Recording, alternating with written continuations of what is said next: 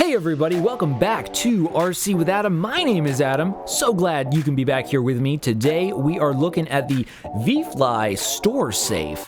And last week, or the other, I don't know, a while ago, I made a video about the ViFly Short Saver 2 and how they improved that, and I thought they really hit the mark.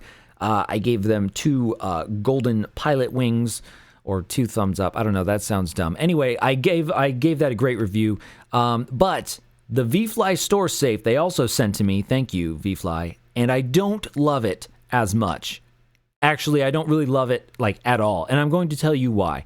So, the idea with the ViFly StoreSafe is you, well, first of all, LiPo batteries don't really like to be charged for very long. They're not, like, that stable in that state. And the happy place for the LiPo batteries is when they have a cell voltage of about 3.85 volts per cell. That's usually how they're shipped. That's how they're happy. So the idea with the StoreSafe is you have these 2 different units here. They're the same unit as far as I can tell, but one has an XT60 and one has an XT30 connector. So the idea is you plug it into your fully charged battery, because maybe you charge up your batteries and then there's a freak snowstorm and then you can't go fly, so you don't want to leave your batteries fully charged, so you plug the StoreSafe into the battery, and what it does is essentially drains the battery very slowly by turning that electrical energy into heat, and that's why it has this big old honkin' heat sink on here. And this is a great idea in theory, but in practice, it falls apart. And the reason why is because the max discharge, it's set to discharge at 1 watt. And if you do the math, 1 watt, the current discharge for a 4-cell battery is going to be 0.05 or 0.06 amps, if my math is correct. Maybe I'm wrong, but it doesn't seem like I'm wrong. I hope I'm wrong, but that does not seem to be the case.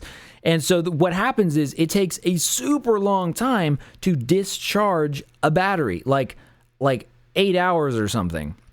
You could work out the math on all that, and each battery is probably going to be a little bit different, but that's what I did. So here I just connected a fully charged 4-cell battery to the XT60 version of the StoreSafe. Like I said, I'm pretty sure they're identical, just different connectors. And yeah, so it's taken like a long time to discharge. In fact, it actually took longer than 8 hours to discharge. Eventually, I had to put it somewhere else because I probably had to go to sleep or something.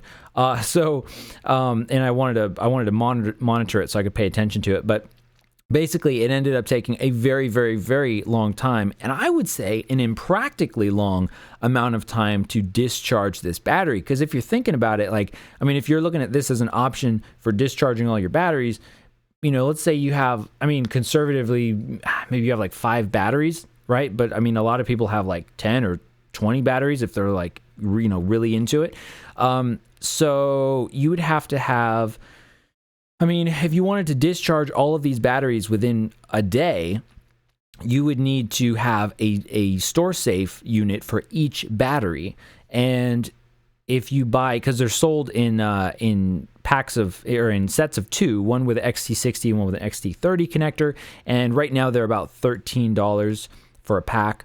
And so you would need to either buy a pack, a set of 2 for each battery, and just use the XT60, or make an adapter or modify the StoreSafe to fit an XT60 if you're using XT60 batteries, XT60 connectors. So my point here is that you would need to buy potentially an entire pack just for each battery, and then it's going to still take like a really long time to discharge these things, like possibly long enough so that you might want to actually charge them back by the time you're done discharging all your batteries. So to me, I think that the idea is cool, but it really would have been better to increase that discharge rate, because like I could put my batteries on my battery charger, and it's just like a crappy little IMAX B6, I think, and I could discharge it at like, even like 1 amp or like a half an amp would be way more